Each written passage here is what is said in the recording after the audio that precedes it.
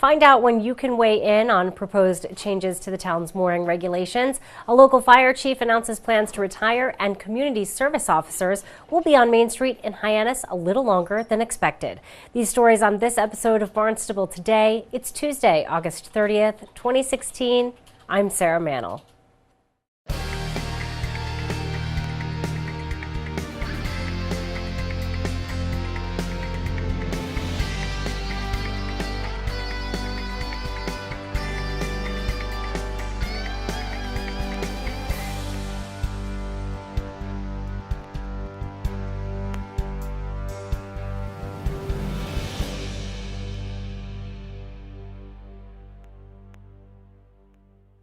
You have a chance to weigh in on proposed changes to the town's mooring regulations. A public hearing will be held at 10 a.m. Wednesday, September 7th in the Town Hall hearing room.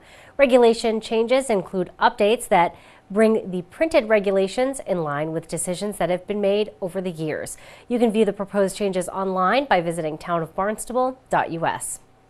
Well, longtime Hyannis Fire Chief Harold Brunel is retiring. Brunel says he plans to retire in the next few months. He has been with the Hyannis Fire Department for 44 years. Brunel wrote on his Facebook page, "To the women and men of the Hyannis Fire Rescue Department, it has been an honor and a privilege to serve with you, representing the citizens of this great village of Hyannis. HYFD is filled with very talented people. It's time to pass the baton." Community service officers will continue patrolling Main Street in Hyannis past Labor Day. To learn more, Channel 18's Sarah Colvin talks with Chief of Police Paul McDonald. So, Chief, we are here on the cusp of Labor Day weekend, and of course our community service officers, those great young men and women with their bright yellow shirts, have been up and down Main Street all summer. They were going to stop service this weekend, but I understand that it has been extended until October. Tell me a little bit about why that decision was made. The CSO program, it started last June, and we first went to the budget, went to the town council with our budget. The plan was to have the 6 kids working through Labor Day. But through the demand of the Hyannis bid, Hyannis Chamber of Commerce, the Hyannis bid, and town management, they've asked could we possibly extend it. In the old days, the summer really ended on Labor Day, but now it's been kind of extended through Columbus Day. So what we've done now, we've come up with a secondary plan where we're going to keep 4 of the young kids through until Columbus Day weekend, October 10th. So they will be at least 2 of them on patrol every day, 7 days a week, through at least until Columbus Day weekend. So that'll be a good deal for us and a good deal for the town. And 2 of the kids, they have commitments; they have to go back to school. So a couple of the kids will be leaving on Monday. Great, and that was going to be my next question is, what do they do in the year-round? And they look to me like college kids, so it makes sense that some of them are going back to school. But Chief, really, I know this was the first year of this program, and it seems like it was a really big success, went a long way for helping visitors on Main Street this summer. We got a lot of positive feedback from everybody, from the chamber, from the bid, from the merchants down on Main Street. Everybody really enjoyed them. They were great kids. I mean, they were hand-picked kids, and they had great personality. And considering, they did not have the authority of police officers, they weren't armed, they did not have a power arrest, but they really did a good job. And they developed some special relationships with some of the most problematic people down there. They became friends with them. So it was never confrontational, and it worked out very, very well. And as the program, hopefully we will continue next year also. This year we stay primarily up on the west end, up on the east end. Next year we hope to extend it all the way down to the west end, down to C Street. So we're looking forward to it. Sure, and do you think you might add some more officers next summer, or just in terms of increasing their territory? We're looking probably to increase it by at least 2 additional community service officers. The 6 we have covered the east end. That was Main Street, North Street, South Street, all the way up to Transportation Center. It's kind of a sizable area to patrol on foot.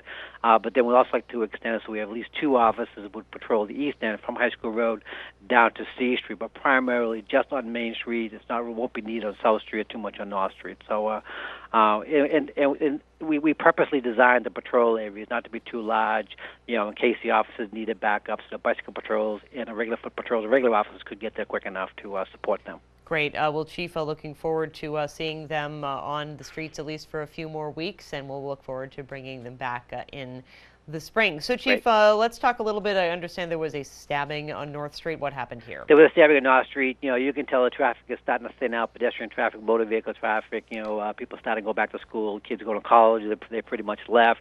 But bar closing last Friday night, there was an incident at the North Street parking lot to the rear of 7-Eleven. One of our officers was on patrol. And he was flagged down and said there was an incident that just occurred in North Street parking lot. When he went over there, there was some people mulling around. Nobody appeared to be injured, and nobody really wanted to give a statement. But while he was there doing a follow-up investigation, he was notified via dispatch that somebody had just drove himself to the hospital with a minor stab wound to his left chest area. That individual was identified as Carlton Green, and he did indeed confirm that there was an incident on the North Street parking lot to the rear of 7-Eleven. However, he was less than cooperative, and he gave a statement because of the level of intoxication that he was in. He was unable to give us a description or who was the stabbee. But we do have video of what happened, so we do expect to make an arrest next couple of days. Great. So important to have that, yes, that absolutely. video. And it's unfortunate that we hear so often that the victims are not very cooperative in terms of trying to identify their assailant. That's a huge problem, very problematic. Sure. I mean, anything. I mean, I'm sure that you guys do as much as you possibly can to get the victims to talk. But if somebody just doesn't want to talk, they don't want to talk, right? Well, they fear retaliation. They fear what's going to happen. We've been dealing with this for the past 7 or 8 years. Especially when we deal with Ilya Zedov and we deal with Anthony Russ. They rule through intimidation. They made it quite clear that if you testify against us, if you talk to the police, this will happen to you. And they've followed up on it, and people are afraid. Absolutely, and so good job there, and we'll look forward to hearing a word of a capture of the assailant. Let's talk, Chief, a little bit about the Blue Coats. This is such an important organization, works so hard to raise money and help out the police, and I understand that they are having their annual dinner coming up soon. Their annual dinner is coming up next week. This is an event that we look forward to.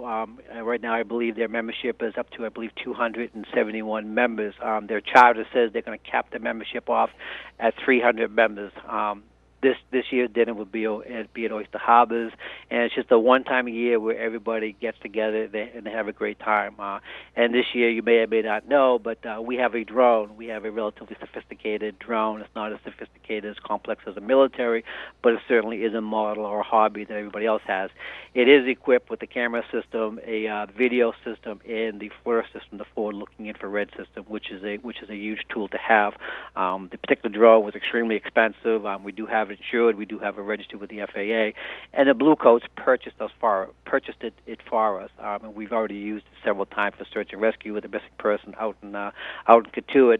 This drone, as small as it is, basically almost has the same capability as a state police helicopter, because when you call it for the helicopter, it has a FLIR system, and the FLIR system picks up body heat on the ground. So if somebody's down, someone's unconscious, someone's laying on the ground, this system will pick them up.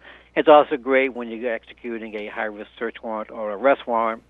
Rather than send a surveillance team in to find out what's going on, any hazards in the area, you can send a drone up, and the drone will be able to give you a layout of the entire situation. Is there a fence? Is there pools? Is there a dog in the background? Is the bad guy there? Or the car is there? Who's there with them? So it's an incredibly useful tool to us. Absolutely. Sounds really high-tech and amazing that it has the same capabilities or almost the same capabilities as a state police helicopter. I mean, certainly an investment, but not having to call the helicopter and having that at your disposal, certainly important, especially in cases like the missing persons case that you mentioned. And the one out in Katuitt, when the helicopter showed up, it was given us a specific sector, to check, and right beside it, the drone was giving a specific sector.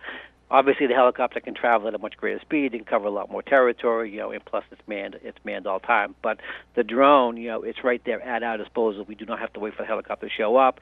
We can put the drone up and start searching right away. And one thing a drone has the capability of doing, because when you search for somebody, particularly during the summer months, when you have the canopy covered by the bushes and the trees, the drone has the ability to fly under the canopy and fly closer to the ground, where it would be much more effective. We'll be sure to tune in to our hour-long news program, Barnstable This Morning, weekdays at 8 a.m. On tomorrow's show, we'll have our Business Barnstable segment. We'll talk with Finance Director Mark Milne. Plus, we'll have all the news and information you need. For Barnstable Today, I'm Sarah Mannel.